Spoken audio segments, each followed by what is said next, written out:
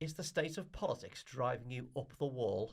When you hear the right-wing press rewriting the history of their own government, or you see the latest craziness from across the Atlantic, do you feel like you need a safety valve? Then you should be listening to Oh God, What Now, the no bullshit politics podcast. Twice a week, we look beyond the squabbles in Westminster to see what's really shaping politics in the UK and beyond, and we've tried to find ways to stay sane. That's Oh God, What Now, every Tuesday and Friday with me, Andrew Harrison, and our army of smart commentators, comedians, and insiders. Find it wherever you get your podcasts.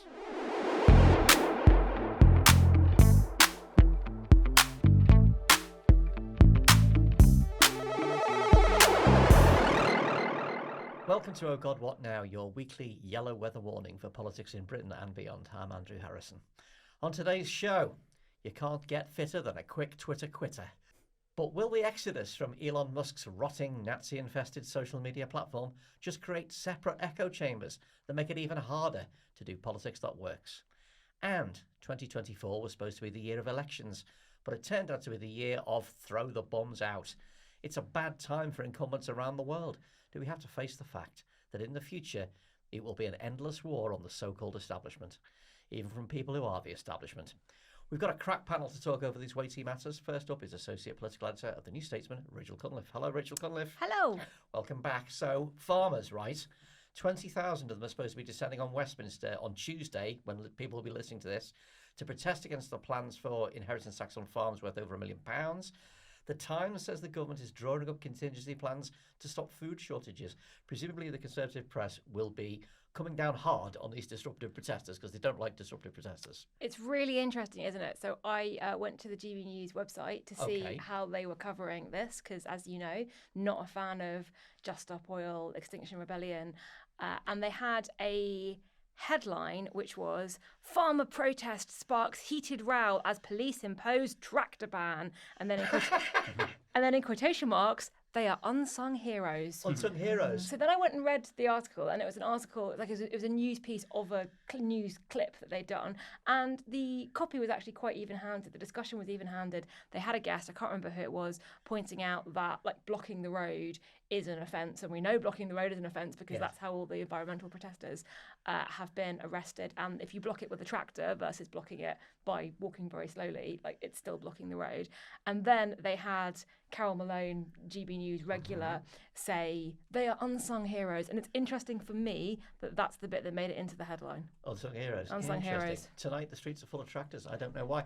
I want to ask you, so the government is adamant that fewer than 500 farms a year will be affected. You know, is this message getting out that it's actually a minority and only the very wealthiest farm people? So there is dispute on this. The government say only 500 farms a year. The NFU say up to 70,000 people affected. So unless you have like a lot of people That's per like 500 farm, people per farm. Yeah. So there's a bit of a back and forth about the figures.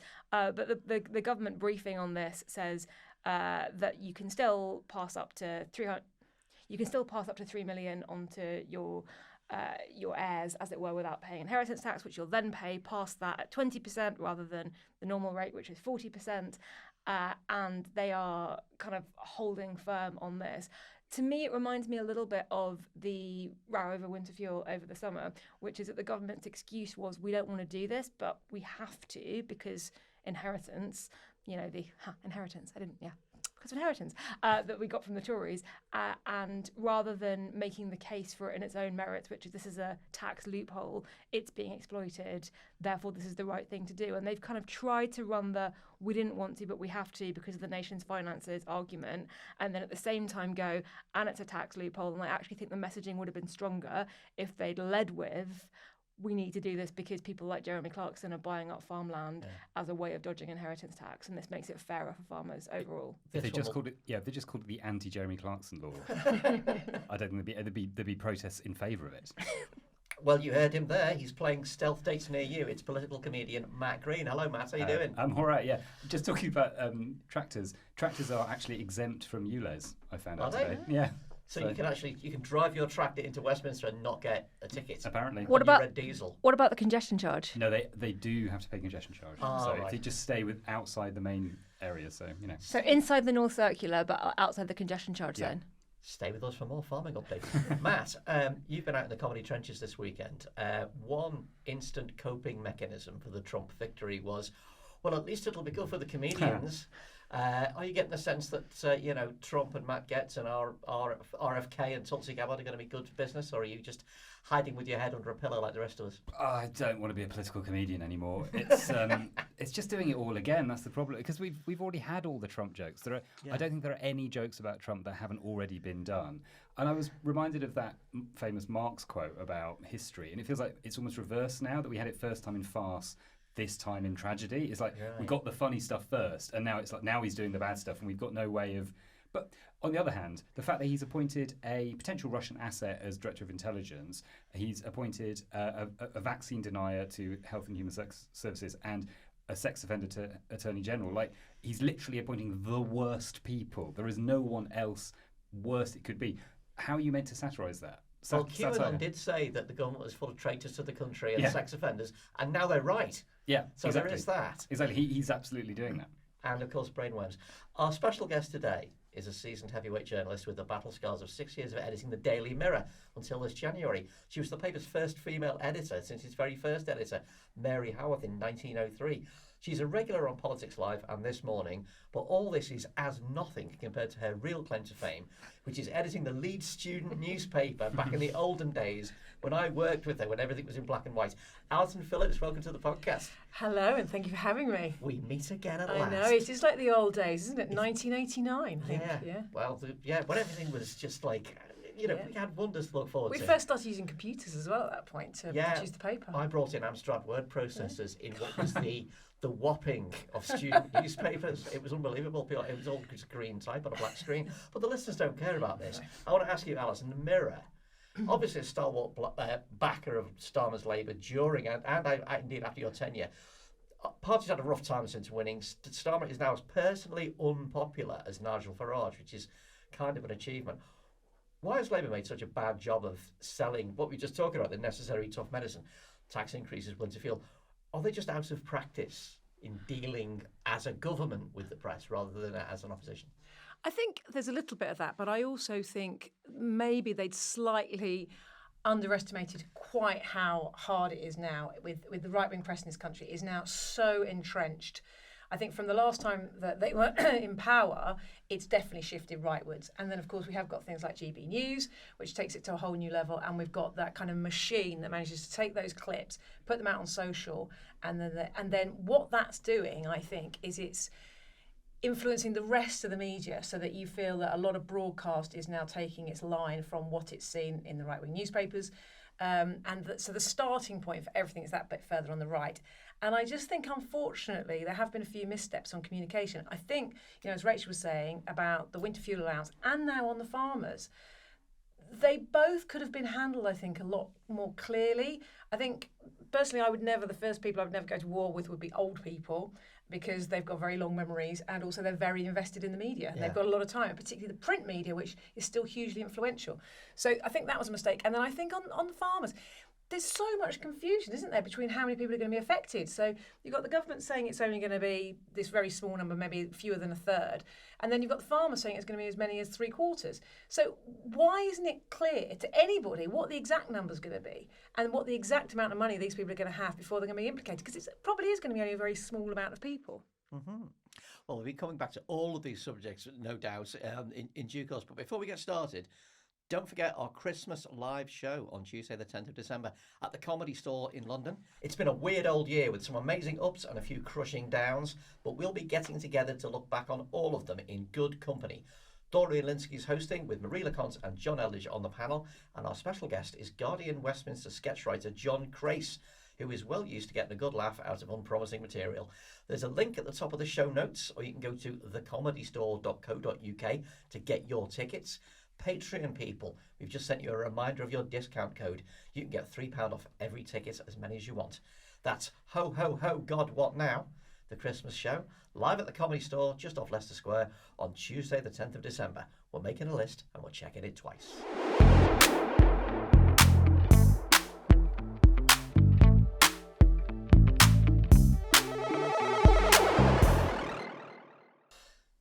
exodus from X became a stampede over the weekend, with rival platform Blue Sky amassing 16 million users. Thousands have quit the platform that everybody still calls Twitter since owner Elon Musk helped Donald Trump win the presidency. Everybody from The Guardian to Clifton Suspension Bridge have announced their exit. We've even seen our own numbers go down on Twitter. We've migrated most of what we do to Blue Sky ourselves. But if what was supposed to be the world's town square turns into a walled garden for right-wingers and porn bots, a loudspeaker for Trumpism that's indistinguishable from Truth Social, and Blue Sky becomes the liberal life raft, what does that do to politics? Not that Twitter was ever a place for nuanced debate, but are we going to end up split into impotent echo chambers, all confirming one another's biases and never questioning ourselves? Alison, is the idea that you could have a single platform to talk to the world kind of dying out? Yes. I mean, the idea that, Twitter was the town square. I mean, really, only the town square after everyone's had about 10 pints of Stella and the fighting started. 10:30 Yeah, in a market town. Yes. I'd always tried to follow people from across the political spectrum because for that very reason, I want to know what's going on. But over the last 6 months or so, it has become utterly intolerable. And you just know the algorithm has been manipulated to such a point that you are just getting loads of this really, really hateful content. And I think, I don't think we should have too rose-tinted spectacles about our past either. I think people have always operated in silos. So throughout history, people would come to something like the Mirror or the Guardian because they want a left-of-centre perspective. People have gone to the Telegraph and the Mail and the Express because they wanted a right-of-centre perspective, and they've lived in those silos. And also there's something about news in this country where it is about finding out the events of the day, but it's also being part of a community. I mean, people listen to this podcast, I imagine, because they want that sense of community that comes with it. And people that run such communities or news organisations, that's how they make the money. Because if people don't feel they belong there, they're not going to sign up for subscriptions. They're not going to, like the Guardian model where people donate. So that sort of feeling of identity is hugely important and hugely powerful. So where I think it's got sort of more complicated is because people are living more of their lives in the online world rather than the offline world. In the real world, then you were out of your silos more. The silos still existed, and they were created by things like house prices or where you sent your kids to school, or but there were more kind of comings together. I mean, you could probably argue that the collapse of the pub has caused more damage than anything else. And big manufacturing industry, we had lots of significant numbers of people all working together in the same place. And I think perhaps when you had communities where there was more mixed income within quite a small area, but you see things like gentrification or whatever, that creates a sort of a political silo of those people that live in that area. So I think but by living more of the life in the online world, it's become more of a problem. But I think what we've got, where Twitter was failing is, yes, you might have had people from both sides of the spectrum, but if all they're doing is abusing each other and everyone's getting so angry, I think you're probably better off having a sort of a healthy distance, and then got to then try and kind of work out how you can find some kind of terms of engagement where we need to try and bring back nuance, we need to try and bring back empathy into these conversations. And my experiences on Blue Sky so far, it feels a much more sort of pleasant, respectful place to be. The concern there is that it could teeter into boredom, but because everyone wants a little bit of the cut and thrust, but not too much. So last night was quite interesting because I think everybody thought that Kemi Badenoch was joining, and I thought, oh, that's really interesting. The end of that, then. No, but I actually thought that's a good thing because we'll have get more people from the right. I followed the Mail on there because I thought that's interesting to get sort of different perspectives. But then it turned out it wasn't Kemi Badenoch; it's a fake account. But maybe she should join, and then it will feel more balanced. Do you think the Guardian was right to just pull out of Twitter completely? I mean, is there any value to being on there anymore if you are kind of a liberally? Well, Twitter never really brought in the traffic that other sites such as Facebook did anyway. So there would have been some traffic coming into it, but not really significant numbers. And I think something with The Guardian, which what it wants more than anything is people going to the site direct rather than referral traffic, because it's all about having those relationships direct with your reader, probably doesn't matter that much. And also for The Guardian, it's very important to what you're sort of trading on are your reputation and your values. And if your values are being undermined by being on this toxic site, it's time to get off. People think that George Orwell said journalism is printing what someone else does not want printed. He never actually said that. It's a classic misquote. But it is true that people often don't want their preconceptions rattled. It may be printing what somebody else doesn't want printed, but you need somebody who wants to hear it as well. You need people to be open to the idea of having their preconceptions rattled. Have we kind of entered a world where people don't want that? They want their preconceptions reconfirmed to them. Aren't we getting into some dangerous territory there? Well, yes, but I think what's changed is the psychology. It's not so much that people don't want to believe these things from the other side. So it's not necessarily that they're objecting to them being printed. There's that kind of anger that comes with a refusal, and I think that's a really unfortunate thing around the breakdown of trust in journalism. Not necessarily because the journalism per se is at fault. It's just that people are so entrenched in their opinions that they cannot accept anything from the other side is either done in good faith or is correct. And I think that's where the problem has come, and I'm really not sure how that can be rewound. You look at even something like the BBC, which tries so hard around impartiality, and it's constantly being deluged by people on both sides saying that it's too far to the right, it's too far to the left, and it's the consumers really who are unable to. I think it's the suspicion and the cynicism that they're being lied to all the time, and that's the dangerous point. Matt, is leaving Twitter a meaningful way to sort of poke Elon Musk in the eye and to sort of have what small victory you can have against Trump? Or is it just to kind of make us feel better? I think it's just to make us feel better, but that's better than not doing that. Like I do think that the game is rigged now, as you say, on X, that the algorithm is very biased. They throttle all links. So, yeah, you can see why for newspapers it makes no sense. Someone like me who makes videos, sometimes that works, sometimes it doesn't. If you put a link to a video, nobody sees it. You have to go into their own video maker, and that's quite restrictive unless you pay them money. And also now, Elon Musk and therefore X are part of the Trump administration. There was at least a certain amount of distance for a while. Yeah, it was getting smaller and smaller, but now it's absolutely clear they are part of the administration. X is going to be essentially a government mouthpiece as far as it goes, and so, yeah, why would you want to stay part of that? There is an argument that echo chambers are not really actually such a bad thing, because at least when you're in a community of people who broadly agree with you on most stuff, you can actually paradoxically be more critical of your own position. This is what we found when we were doing Romaniacs in the early days, when you didn't have to defend the position, you didn't have to defend absolutely everything about the European Union to absolutely everybody. You could actually, when you're amongst friends, you can actually say, well, this is wrong with it, that's wrong with it, I don't agree with this aspect of European policy. Yeah. Is there, maybe a little bit of something to be said for, forget trying to persuade, Margaret 25, Ken, whatever, of your position, and just talk to your own people and actually make your own position stronger. I think echo chambers are fine as long as you know they're echo chambers. I think that's the point. I said something about echo chambers on Blue Sky over the weekend, and someone said it's not an echo chamber, it's a filter bubble. And I suppose it depends on which way you want to think about it. But a filter bubble is, you could see it as a slightly more positive way of putting it. Yeah. You're filtering out the things you don't want to look at, and you're seeing the things you do want to look at. But also, I think for a lot of people, social media has become very too much about politics, and they sort of want to take the politics out of it. And so I've seen a lot of people on Blue Sky saying, I came here to get away from that. I don't want to just watch people arguing all the time. If I wanted that, I could go back to Twitter, even though it's not great anymore. But actually, it feels to me like Blue Sky is maybe a bit more like a social network at the moment than social media. Like, it's slightly an older school thing. It's slightly more genuinely people sort of chatting to each other about stuff, rather than people just broadcasting all the time and getting into arguments and nobody really kind of enjoying themselves. Yeah. Rachel, journalists can't really just afford to just give up either the reach or the fact that Twitter is kind of a resource. We all derive a lot of material from it. Are you sticking with it, or are you deciding you've had enough? So currently I'm on both Twitter and Blue Sky, and my act of rebellion was that I moved the Blue Sky icon on my home screen into the position that the Twitter icon was on, which means that when I default with the thumb kind of just on autopilot, I go to Blue Sky instead. Sticking it to the man. But the Twitter icon is still there on my phone.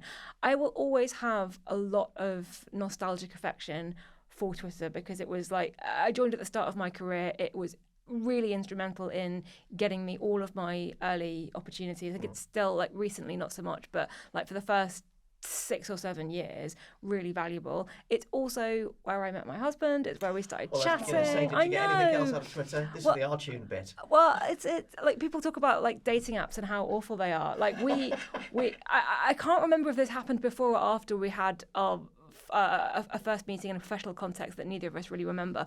But what made us start talking was getting into this very, very long, quite technical discussion on migration policy on the Australian points-based system, circa. That's love. The Brexit wars period, and I really liked it for that. I liked that kind of serendipitous discussion aspect of it, where you could talk, and it wasn't about trying to convince somebody. It wasn't about having an argument. You could literally just say like, here's a thought that I had on this, and somebody who was possibly an expert would come in and go, that's right, or that's not right, or you should have a look at this report. And it had that kind of research but fun aspect of it. It kind of it gamified journalistic research. It has not been that for a very long time. From a journalistic perspective, the links issue has made it like virtually pointless. I'll tweet an article of mine and it will get 1 view. I tweeted something on Blue Sky and it got like 200 within the first half hour. So there's that aspect of it. And even for research, it's so like the search function is broken. It's so hard to actually find the content from the people who would present value in that way that it's kind of a bit pointless. Well, as soon as the verification system changed, I think that was for me like you knew it at the time, but with hindsight, it's really obvious. That was the moment where it became pointless, because you're now in a situation where you just have to scroll past all the blue ticks to find somebody who knows what they're talking about. It used to be the opposite. So if as you say, it's kind of in a state of terrible disrepair, but it's still vastly greater than Blue Sky. If we all migrate off, and we're not just handing the most valuable and the biggest platform over to basically a bunch of Nazis. Well, firstly, I don't think that the Trump-Musk relationship will last. In fact, I would bet cash money that it won't. My question, I guess, is whether it falls apart before Trump actually becomes president again or afterwards. but those two, like, they cannot deal with both being the main character. So, watch this space, and it could be that Musk then turns Twitter into an anti-Trump space, possibly. I don't know. Like those guys are going to go to war, and it's going to get really, really messy. I also don't think that unless your job is politics and lobbying, campaigning, and many people's jobs are, okay, fine. I don't think we owe like the world engagement, and a lot of people use Twitter or use social media in their spare time, or it kind of blurs between work and free time or whatever. But the Twitter algorithm is purpose designed to show you things that are going to upset and anger you. And even if you try everything you possibly can to kind of filter out the stuff that you just don't want to read. Like, I had to take it off my home screen because I was reading it before bed, and then I couldn't sleep because I was sad and depressed. I don't owe the world my engagement with content that's going to make me sad and depressed. And that's it. And you've got to remember, that's what they want, engagement. Yeah. That's how he's making money. And the one thing that any media organisation is the worst thing that can happen to them is becoming irrelevant. And if enough people leave because they go to Blue Sky or they just give up on it, or then he will become irrelevant, and that power of his then lessens. And also we've got to remember that Twitter still is very much a kind of journalistic, political, kind of fairly elite sort of space in many ways. Sort of a lot of normal people out there don't go anywhere near Twitter. So yes, what are we handing back to Musk if lots of people leave? He's fine. He can have his horrible, nasty playground if that's what he really wants. You know what it reminds me of? It reminds me of that XKCD from, I think, it's at least like 15, 20 years old, which is the character going, come to bed, and the guy going, someone is wrong on the internet.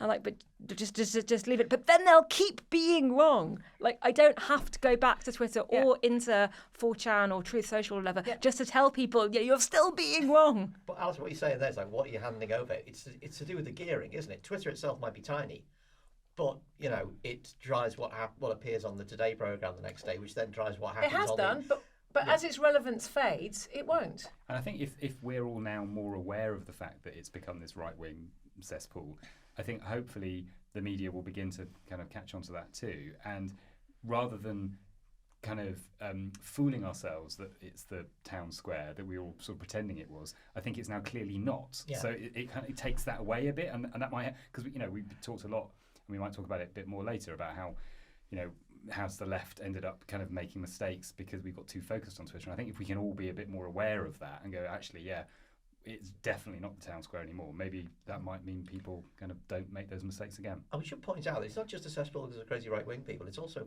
full of holier-than-thou kind of right-on woke scolds who will immediately interrogate anything you say for some kind of, language infraction or some kind of failure to be inclusive about X, Y, as if every single tweet has got to be about every single issue that can possibly be there.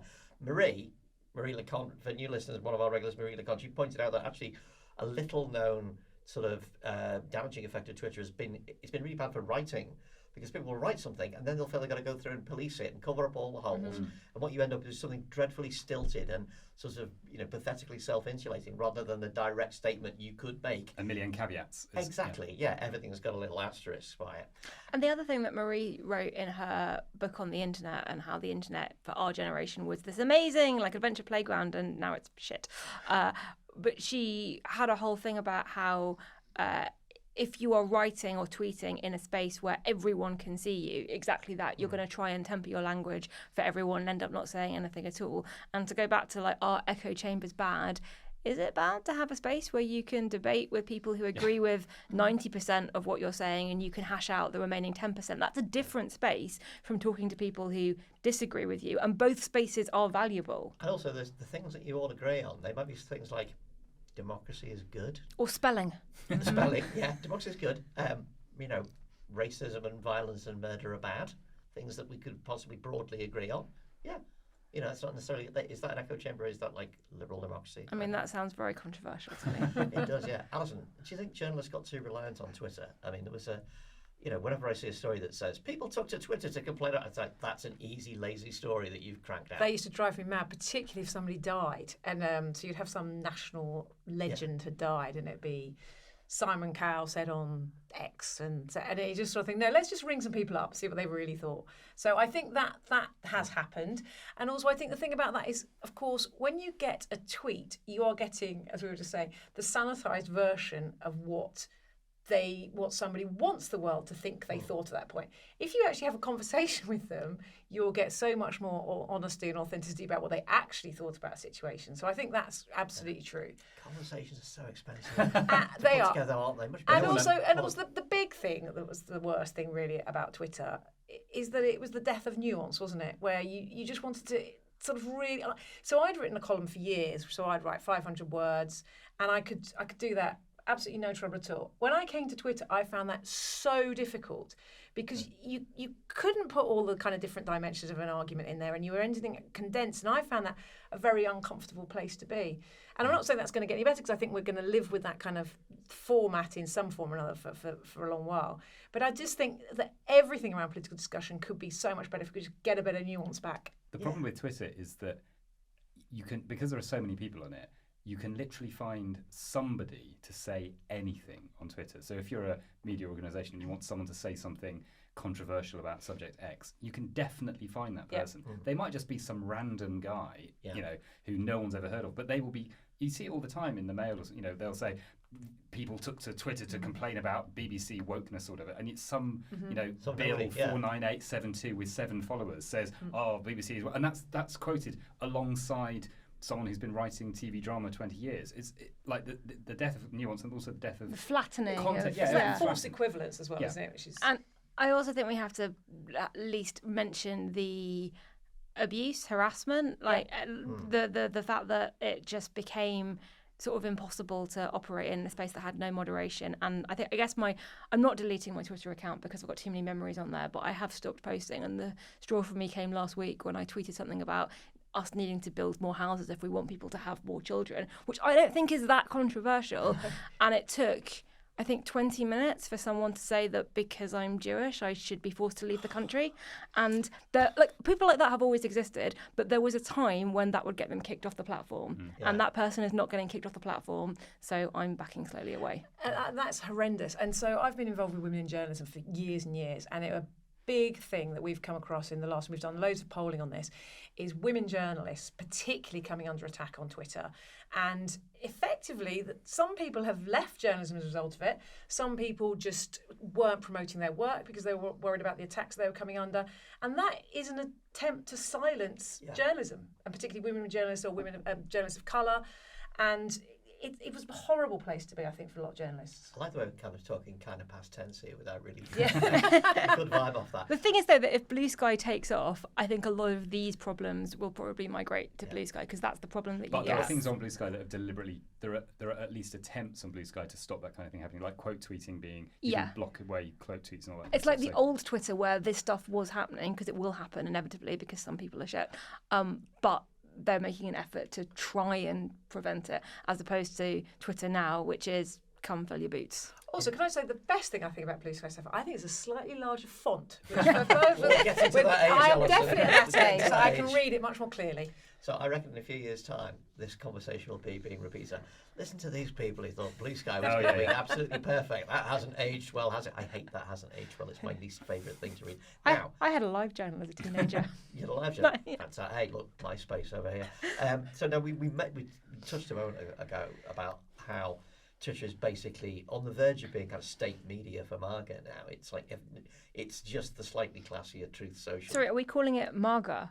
I love that. MAGA. MAGA. It's the posh version of MAGA. MAGA. Well, it rhymes with Arga. Do you know what I mean? Like the MAGA saga. Anyway, where were we? It's become that kind of. It's becoming a kind of a state media foghorn. Musk is right at the centre of MAGA. Is that okay? And I feel like we should talk about some of those crazed picks that he's been making since we last did a podcast. And I gave Rachel some homework to read around them. Michael Waldman, president of the Brennan Center for Justice, told the New York Times that Trump's nominations were so appalling they're a form of performance art. Now, Tulsi Gabbard, up for intelligence, to lead US intelligence, reiterates Putin and Assad talking points, is a conspiracy theorist. What do we need to know? And this clearly jeopardises Five Eyes intelligence sharing. Yeah, so Hillary Clinton said about her in 2019 that she was being groomed by Russia, and that was 2019. So this is fine. This is totally fine. Russian TV calls her our girlfriend Tulsi. Which is Well, I mean, nuts. we've also got Trump saying that he and Kim Jong-un exchanged love letters. So there's like a weird autocratic eroticism going on. I would read that fan fiction. She's had a really interesting journey because she started off as a Democrat and then like moved towards being an independent. A Bernie Democrat. A Bernie Democrat. Well, it kind of she fits into that sort of.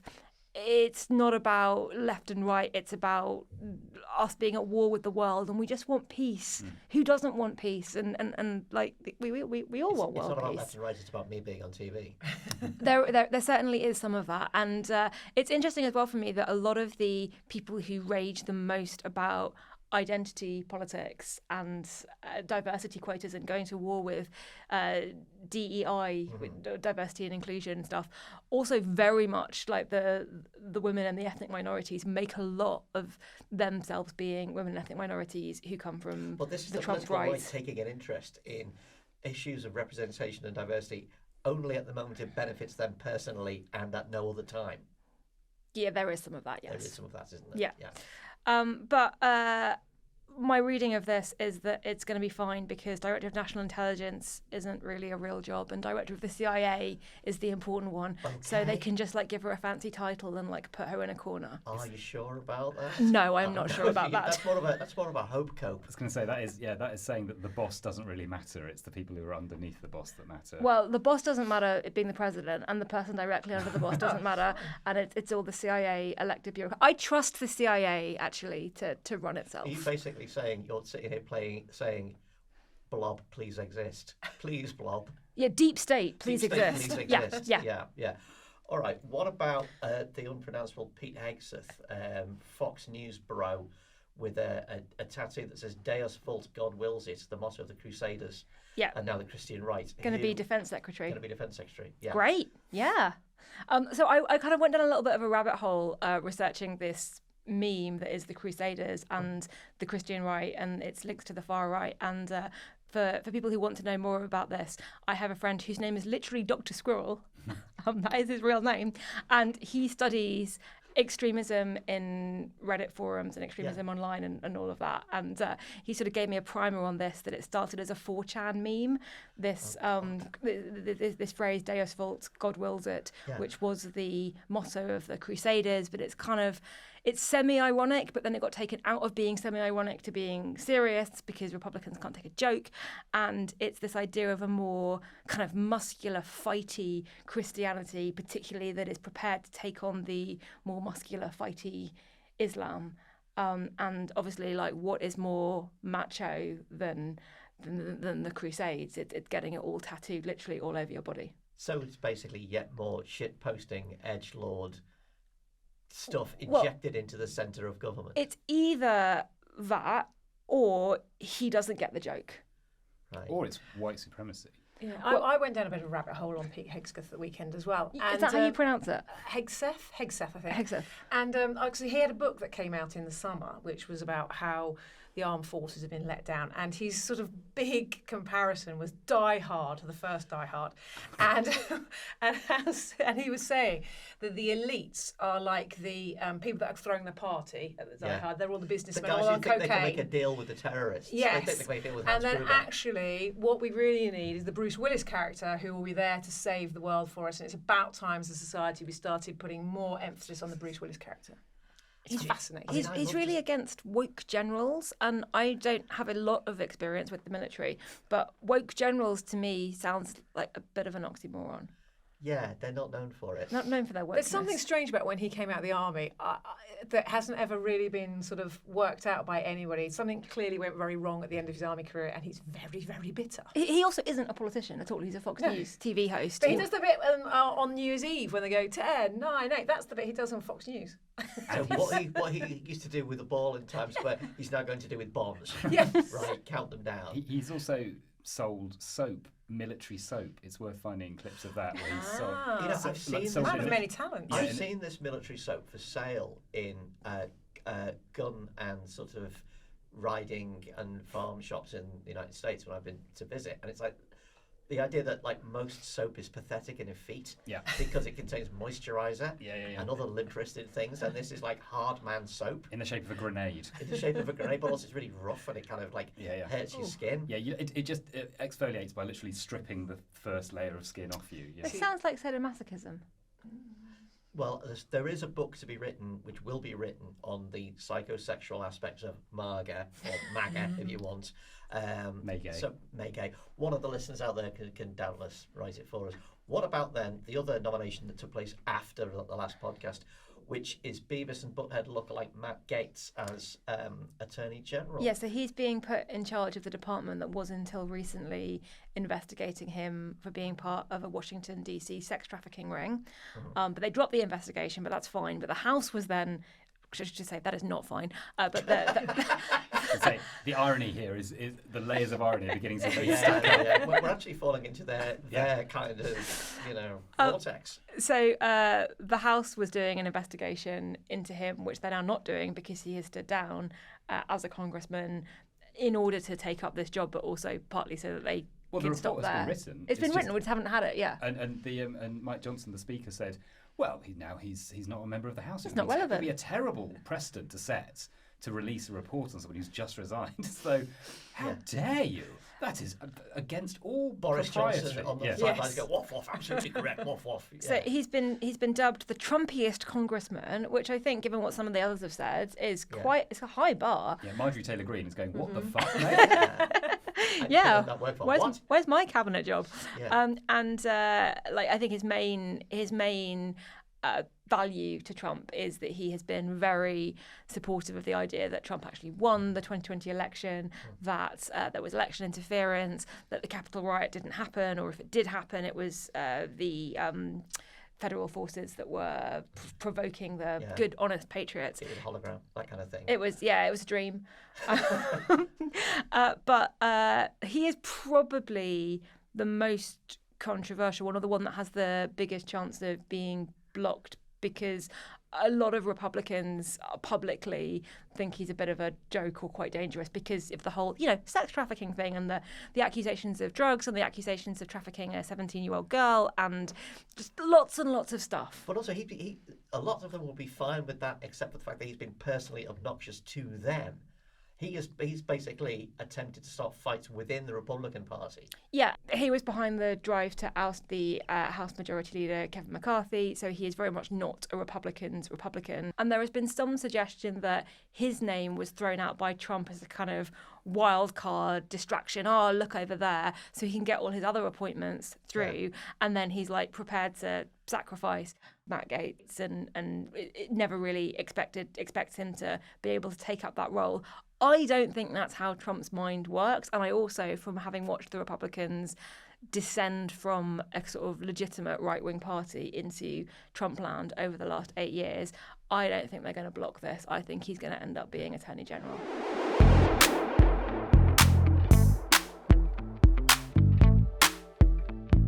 Next up, it's time to choose our hero and villain of the week. Who is this week's Mudeng and who is this week's Logan Paul?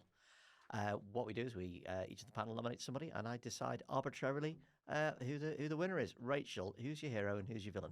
Okay, I've gone conceptual for this one because I was out of ideas for actual real people. Are you going to nominate a parallelogram or something? I'm going to nominate for my villain waiting lists for gynecology appointments because I wanted to get that into this episode because it's something that I think is really important and doesn't get anywhere near the media attention that it should get. And if it was men, it would. And if it was pensioners, it definitely would. But it's farming pensioners. Exactly. So there are an estimated 630,000 people waiting to be seen for gynecology referrals. And I am one of them for being in excruciating pain. And I got really excited when I got a referral. And then I got told that it will be 12 months, by which it will probably be more like 18 months. And I'm in debilitating pain a fair amount of the time, and I'm one of the less urgent cases. So I think I wanted to draw attention to that as a conceptual villain. So the real victim here is, of course, me, who might have to say, no, that's not the villain, because I'm not that right. Yeah. And then I'll get torn to pieces quite rightly. Are you really going to deprioritise women's health, Andrew? Well, I think that's the snooker you've put in. Who's your hero? My hero is woke sandwiches. What's a woke sandwich? This is a headline that I saw in the Mail today, which is, now Gen Z are waging war on our sandwiches. And apparently Gen Z Brits are turning their backs on British sandwich classics like ham and mustard and cheese in favour of fancy fillings like avocado, olives and continental cheese. And this led to my husband, who is now on Blue Sky, making a list of all the woke and non-woke cheeses. Okay. And this made me laugh so much today. And very little has made me laugh recently. So like vache qui rit is woke because it's French, but like Baby Cathedral Bell, City. non-woke. Shed is fine. yeah. So chèvre is woke, but calling it goat's cheese, it's not woke anymore. Okay. Was the assessment. We could probably get a whole episode out of this one. So they're two good nominations. Can we just have a moment to just talk about the fact that the Mail is saying that they're declaring war on these sandwiches by not buying them? Yes. So not buying a thing is declaring war. I think that is the implication. Yes. Yeah. Okay. All Daily right. Mail against capitalism now. Yeah, there you go. Alison, who's your hero and who's your villain? Well, interestingly, in a sandwich-based connection, I was as my heroes. I was going to have a sandwich. It's the rise of the Christmas sandwiches back this week, and Pret a Manger have got those pigs in blanket sandwiches. So I thought, that's woke. Yeah. No, I not don't know. woke. I It's think it might be meat. woke. Yeah, It's I think pig you're and right blanket. It's there. not woke at all.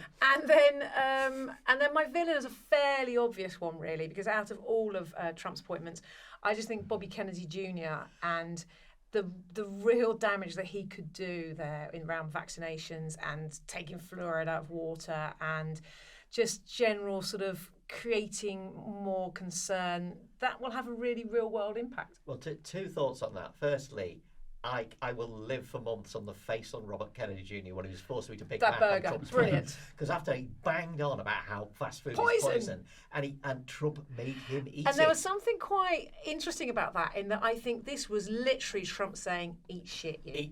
Eat shit. Eat it." And then my favourite Kennedy fact of the day was, though, that apparently he has regular testosterone injections. And I thought, when you saw that picture of them there at the table, I thought if anybody needed less testosterone, those 4 men at that table, that would be Well, it. he looks like he's going to burst anyway. He looks like he's going to eat a dog. While we're on But he's got Trump's suntan, hasn't he? While we're on sandwiches, your former fiefdom, the Mirror, had a world-class headline today on the Christmas sandwiches, which was "Ding Dong Merrily on Rye." Oh, And I give that 5 stars as a headline. Oh, I'll pass that one. rye bread, definitely woke. Rye bread. Yes. Woke and a half. Multicultural. Matt, you've got a lot to beat here, mate. Yeah. Well, Hero is the Onion, Okay. the Yes. satirical news Oh, site, yes. Not an who actual. announced this week that they have successfully bid to own InfoWars in Alex Jones's bankruptcy settlement. And Ben Collins, the CEO of Onion, said, "Our goal in a couple of years is for people to think of InfoWars as the funniest and dumbest website that exists. It was previously the dumbest website that exists." So that's exciting. Slight. Can I say sort of- what I love about that was that I read it on Blue Sky and I thought it was an Onion story. That's what's so great about it. And it's not. It's real. They're really doing it. Yeah, they're really doing it. Sadly, there's a slight fly in the ointment, and it's Musk related. Apparently, he is getting involved in this sort of process and trying to scupper it, and potentially Alex Jones might end up getting it back or something. So that's sad. But it's looking at the moment like it's possible that the Onion will run it, Excellent. which would be great. What's your villain? The villain is actually a serious one for me today, which is Nigerian sextortion criminals. Oh, God. Which is not the name of a band. It's a real thing. And there's a very sad article about it in the BBC which I saw today. Basically, sextortion is when people use sort of fake pictures and stuff to kind of encourage usually young people to send explicit photos, and then they get extorted for it. And there was a 16-year-old teenager, Murray Dowie from Scotland, who killed himself last year as a result of this. And some of the stats are incredible. Meta said that this year they removed 67,000 Instagram accounts based in Nigeria that are used for sextortion, and nearly 6,000 Facebook groups that are offering tips on how to do it. So it's a huge issue.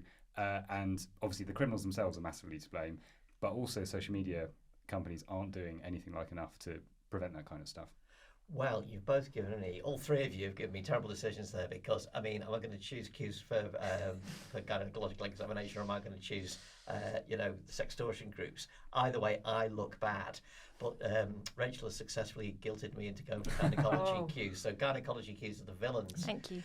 But I think the hero of the week has got to be the Onion for buying InfoWars, because that was just the most beautiful thing.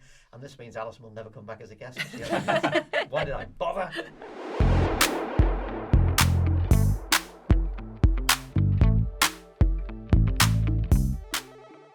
Back in January, we were encouraged to ready ourselves for a year of elections, the biggest exercise in democracy in history. 3.7 billion people were going to vote in 72 countries. Governments in the UK, US, France, Japan, everywhere cracked their knuckles and got ready to campaign for another term.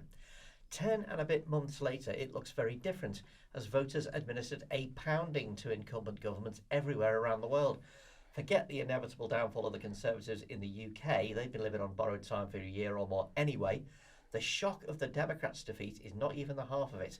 Every governing party in every developed country this year lost vote share, the first time this has ever happened. And it didn't matter whether your economy was improving or even in robust health. If you were in the big chair, you took a beating. And the Democrats' vote loss was comparatively light. Will the future of electoral democracy be a constant cycle of throwing out the people in charge? And if politicians know that whatever they do, they'll be likely to get the elbow, how will they govern? Rachel, you cover the Conservatives. Were they aware that it didn't really matter how or when or how well they campaigned? They were basically going to get a kicking. I think they were aware that they were going to get a kicking. They then proceeded to run what they have told me was the worst election campaign they could possibly have run. Just a reminder, those heady days of the election, it started with Rishi Sunak in the rain, and halfway through he decided to miss a D-Day reception greeting war heroes. Like both of those, it's very difficult to find even a kind of really loyal Conservative MP or advisor who goes, those were good decisions. And the other thing that the Conservatives did is that they noticed probably about a year and a bit before the election that things were heading very badly and that they weren't going to have a chance to turn it around. And then they panicked in such a way that, having already effectively lost the election, they then kind of went about making sure they were pissing off every single demographic that could possibly have wanted to vote for them. So they made it even worse for themselves, I think, by panicking. And I think they would have done better if they had actually talked about the pandemic and also like furlough as being the reason taxes had to rise. Like we had this election where they sort of said, oh, taxes are at its highest level, but don't worry, we want to cut them. And, debt's really high, but don't worry, we want to cut it. And a lot of people, even conservative-leaning people, would argue, yeah, but you've been in power for 14 years. This was on you. And they didn't really make the argument, yeah, but we had a pandemic and we had to spend loads of money for it. Well, there's a great piece in the FT, a really thorough and very much shared data piece by John Byrne-Murdoch, where he basically said the economic and geopolitical conditions of the past year or two have created arguably the most hostile environment in history for incumbent parties, and that basically voters do not distinguish between the things that are beyond the government's, any government in the world, beyond their control, and this time around it was Ukraine and the aftermath of COVID. They don't distinguish between that and the things that governments actually can control. Don't governments look weak if they point out that there are things bigger than them that they cannot control? If they say, look, I'm terribly sorry, but it's Vladimir Putin and it's COVID.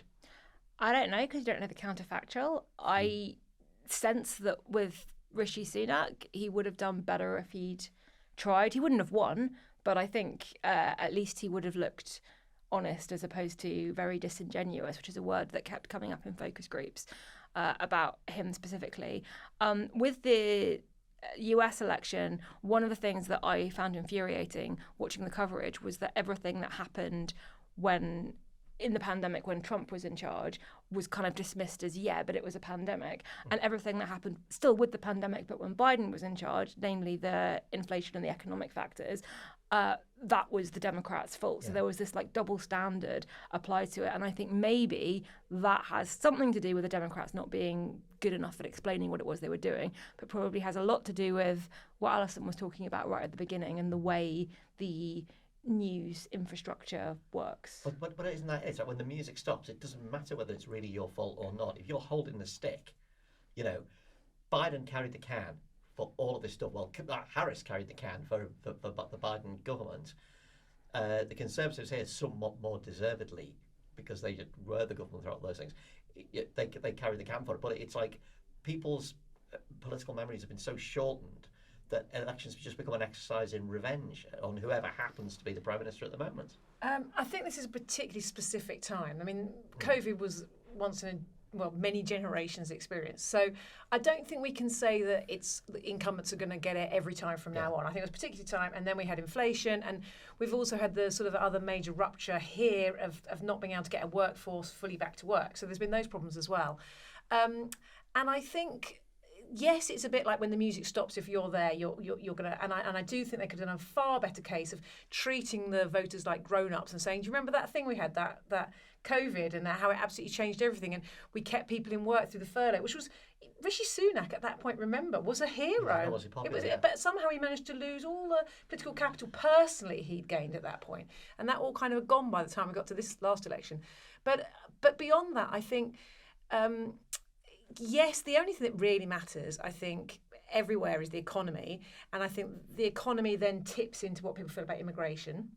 And those are the two factors. And whilst those two factors are absolutely front and centre of mind for vast swathes of the population, that's what they're going to be voting on. I see what you're saying, but voters have actually been punishing incumbents further back and even before the pandemic.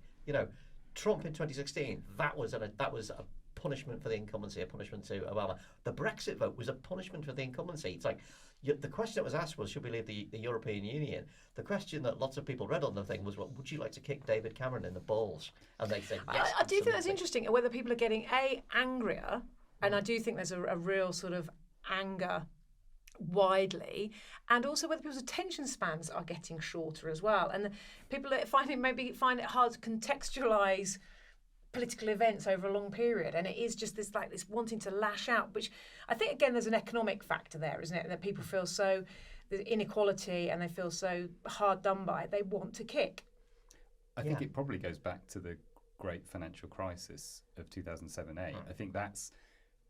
I think when we look back at this time, that will be the biggest moment. That will be way bigger than COVID. It will be way bigger than lots of things, because it created a hinge moment. And I think Obama came in on the back of that, promising hope and change. An attack on the incumbency. But he actually failed to do that. He failed to actually tackle the central problems in the financial industry, and that became that sort of became a running sore that then led to Trump, arguably. Well, no, I don't think even arguably. I think that's pretty undeniable that that's what happened. And ever since then, we've been in that sort of But that's the argument, is that we're seeing a cycle of you attack the incumbency, you defeat the incumbency, you become the incumbent, and then you get battered. Trump won when he turned over an incumbency, then was the incumbent, lost, and is now won again, turning over the incumbency. That's just the United States. You see it in France, you see it in Japan. Yeah. We may see it here. I mean, I wish it wasn't the case, but it's not looking particularly great for Starmer at the moment. We may just have fallen into this kind of cycle. Except though that if we do see something more positive around the economy, that's the only thing. And that's why obviously the new government are so obsessed about outputs and how they're going to be able to evidence that they have been doing something when we get close to that next election. But how do you do that? I think that's the thing I've never understood at the moment. Is that build houses. Yeah, but how do you build enough that people notice? Because people don't notice unless they're literally living in one, it seems. And it's got to be a very personal sense of feeling that as well. Until people know that their parent didn't have to wait very long for a hip operation or whatever. It's only those little stories of what people begin to feel it, because there's no point telling them in the media because they're just not believing it unless they feel it. Yeah, because the economy, the Biden economy, was by lots of measures doing pretty well. Yes. Actually, there's an argument that Sunak's economy was starting to turn the corner, but people didn't feel it. Yeah, absolutely. Alison, I want to ask you, I mean, across the West for the past 15, 20 years, the political right has learned to portray itself as insurgents and kind of rebels and anti-establishment, even when they're literally the establishment. You've got Farage, public school, the city, somehow he's the rebel, and Starmer, working class, is somehow the establishment figure. That we keep hearing this thing, this refrain that the rights of the rebels now. Is there any way around that, or do you have to kind of wait for decades-long trends to play through and for different ways of looking at politics to come to the fore? Well, I think this is the biggest problem that is facing the government here and the left more broadly, because people, the masses, like rebels. They like the idea that you've got somebody standing up to establishment. Establishment as a kind of a concept could never have been in a worse predicament than it is now. So what's to be done? I still do not believe, and for those reasons that we're perhaps talking about earlier about Twitter and about the way our media works, I still don't think on the left here and more broadly that we are talking to the mainstream as effective as we should be. Now, that's partly because of the way that the media is built and owned. There are fewer opportunities, but it's partly about having those authentic voices that are really resonating with normal people. And I think the right is very good at doing that because they don't care what they say, and it's very attractive, it's very sort of vibrant, it's very... there's a lot of energy there, and I think there's a big problem still with the left still talking to itself in fairly elite circles. Did you find that a challenge when you were doing the Mirror, that it's a mass market paper for regular normal people and talking the language of the person on the bus, and it's hard to get through? No, I didn't, because I think when we were on the Mirror we were doing that, and that was the thing that we really achieved. And I think one of the big problems we have in this country is pretty much the collapse of regional journalism. So that's the most trusted form of journalism quite often is local and regional journalism. And there are still pockets of good local and regional journalism, but they've been hugely impacted by cost cutting over the years, and the money's gone out of it all. And so the interesting thing about tabloid journalism and regional journalism is you have people who sound like the readers, who act like the readers, who live in the communities where the readers are, and as a result of that, it's much more authentic, and that trust is much stronger. And I think there's a real crisis now. So you look in this country, we've got some fantastic sort of organisations on the left, and the Mirror is still there, but otherwise you've got things like The Guardian, The Observer, The New Statesman, podcasts like this, fantastic, but they are not catering for the mass market, and I think we need to have a proper think about how we start doing that. Mm-hmm. Finally, for all of you, the trickiest question of the lot: the Labour Party are now the incumbents, and like I say, it's having a bit of a rocky time. What is when you're in that hot seat and you're in a cycle of hatred for the incumbents, what have you got to keep at the fore of your mind? What's the best way of approaching this? Because, okay, the next election is a long time away, but it's coming. I think they need better comms people. I realise that's not the full solution, but there are, as we've talked about, there have been some really easy, mistakes that they've made that would have been very easy to avoid. And I feel like they have been caught off guard by the level of attention, but also I keep hearing Labour people, Labour expats that I know, sort of say, it's not fair, and it isn't fair. Guess what? But you're in government now, and sort of being a bit shocked that everything that they're doing is being taken in the worst possible light. And that is what being in government is going to be like. And I kind of am a bit taken aback that they didn't realise that. It's like being in a boxing match and saying, it's unfair, he's hitting me harder than I'm hitting him. Hit back. But also stop playing the refs. That's a kind of an American term, I guess. But stop sort of going, look what they're doing. They're cheating. Yes. It's like, well, yeah, no one cares. And also, it's the first rule of comms. You've got to fill the void. If you feel that you're not getting attention on things, I would have every single recognisable front bencher in a high-vis jacket at a building site, building houses, or in a hospital where we're getting new wards open. I'd make them all do it once a week, and I want to see those pictures everywhere, and we are going to flood the zone with activity, because to that point, we've got to make people feel like things are changing, rather than just keep telling them stuff that they're not even interested in. Where is the picture of Steve Reed, the Environment Secretary, cuddling a baby lamb? Apart from his 500 quid wellies or whatever it was. That's for the internet. That's for the internet, really. Yeah, I've got another approach. If you're the incumbent, people hate incumbents, become the rebel. Take on vested interest. That's what the Blair government did. You can do it from the centre as well as the left. You can point to where the real establishment is, where the real reasons why you can't get a house, why the real reasons why your wages have decayed.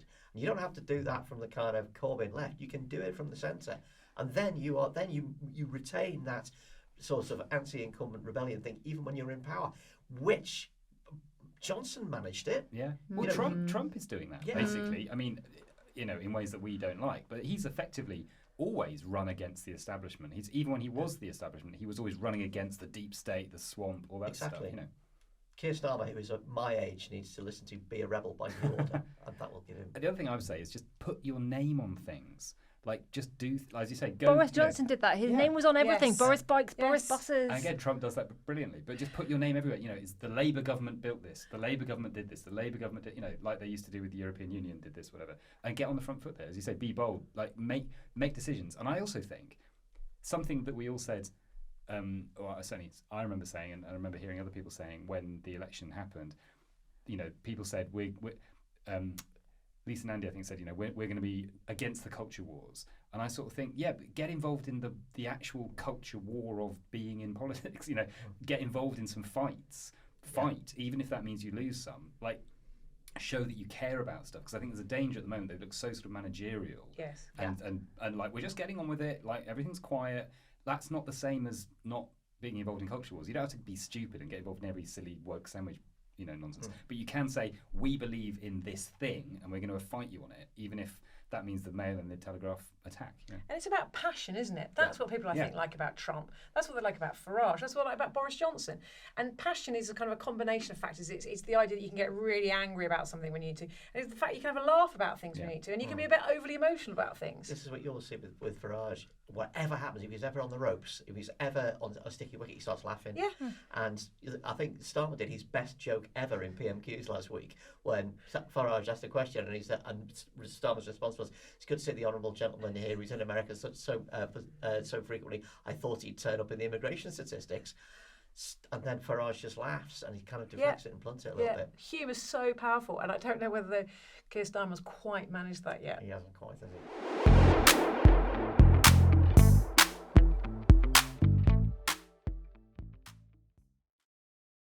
We've reached the end of the show, so it's time for Escape Routes. What are the books, films, music, TV, or miscellaneous that the panel have been indulging in to escape the pain and the misery of politics? Matt, what's yours? I've caught up with two massive films from this year, one which I loved, one which I hated. Dune Part 2, thought was great. Yes. And Deadpool and Wolverine. What is going on with that? Even I haven't watched that, and I'll watch any old rubbish. It's on Disney Plus, so I just turned it on. It's just rubbish. It's cynical, boring, very hard to understand, very self-satisfied. And it's like 4 funny jokes in it, but it's just, a mess. Dune 2, though, fantastic. Dune 2 was brilliant. Dune Part 2 is amazing. Yeah. Fantastic.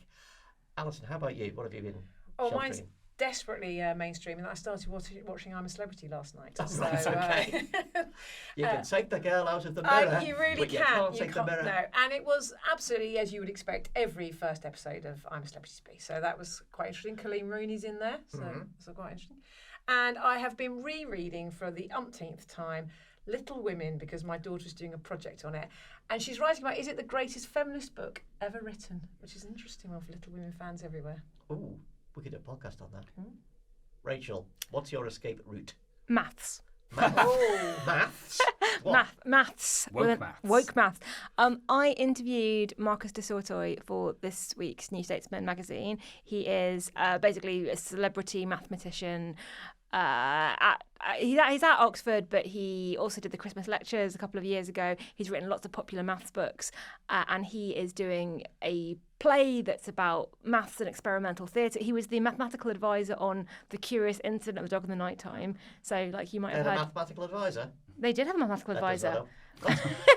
No, his whole thing. I can see your face, Andrew. And like, No, I'm into it. I actually love maths. Crap at it, but I love it. He wrote this play during lockdown, and he wrote it about a mathematician who solved this amazing theorem while in a prison cell. And he said he escaped to maths to solve this theorem, and then Marcus de Sortoy, wrote the play during lockdown to escape lockdown. And he said maths is a wonderful place to escape to. And we had this conversation that was about how sine and cosine are telescopes, and how symmetry is used in satellite technology, and how Radiohead are really good because they understand prime numbers.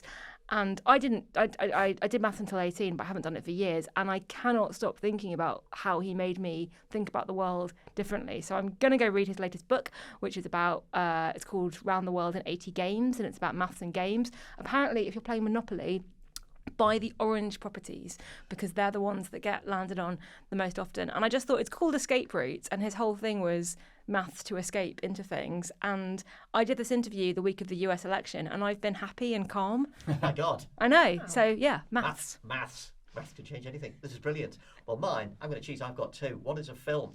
It's on tomorrow night, Tuesday the 19th, one night only, across I think it's Odeons across the country. It's called Hyper, the Stevie Hyper D story, and it is the story of the original Jungle MC, Stevie Hyper D. Who, if you think of Jungle MC, when it's super fast, Stevie Hyper D invented that. He passed away too young. It was very, very sad. But this is a brilliant, kind of moving actually story of a guy who invented a big part of like the culture that we're all used to, and it's got amazing rave footage, so it's brilliant. Hyper, the Stevie Hyper D story. If you don't get to see it in a cinema, it'll be turning on a streaming service near you soon, I hope. What is on a streaming service near you, namely Netflix, is an animated series called Scavenger's Reign, which is brilliant, and it is the crew of a spaceship gets stranded on a planet. The planet is the most psychedelic, strange, unusual, almost spiritually disturbing place. It's the wildlife is familiar but unfamiliar. The way that it interacts with all the other life forms on the planet, but also the humans who are trapped there and their robot who helps them. It's proper grown-up animation. It looks a little bit like heavy metal comic, the French comic Metal Hurlant. Really beautiful, incredibly drawn. Beautifully animated, psychedelic, and really addictive, and it's called Scavenger's Reign. And there's only 12 parts of it, and because bloody Netflix, of course, they cancel it after season 1 because Netflix suck. But one season will really blow your mind. And that is the end of the Tuesday edition of Oh God, What Now? Thank you, Matt Green. Thank you. Thank you, Rachel Cunliffe. Thank you. And thank you to our special guest this week, Alison Phillips. Thank you. Thank you for coming in. Oh God, What Now will be back on Thursday for our backers and Friday morning for everybody else. Thanks for listening. We'll see you next time.